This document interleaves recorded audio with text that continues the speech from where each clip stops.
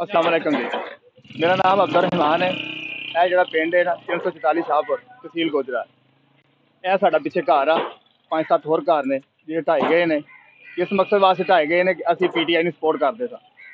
Known league वाले आंदे सी कि ਜਿਹੜੀਆਂ ਸਾਡੀਆਂ ਫਲੈਕਸਾਂ ਲਾਈਆਂ ਜਾਣ, नहीं तो ਅਸੀਂ ਤੁਹਾਡੇ ਘਰ ਢਵਾ देने। काफ़ी अरसे तो गल चलती पई सी, ਅਸੀਂ ਬੱਤੀ ਚੋਤੀ करवा देनी। ਅਸੀਂ ਕਿਹਾ ਜੇ ਸਾਡੇ ਘਰ ਦੀ ਹੋਏਗੀ तो फिर सारे पिंड ਦੀ होएगी।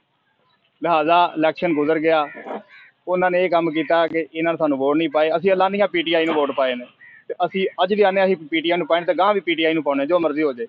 ये बंदे आते हैं कि असी तुहाडा घर ढवाना ते असी घर ढवा लो।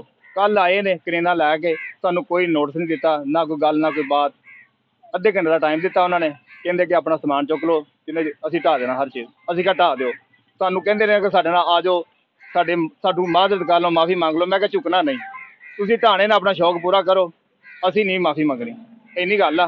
ते आंदे ने असी गांह भी जो हुंदा होया असी कर लांगे।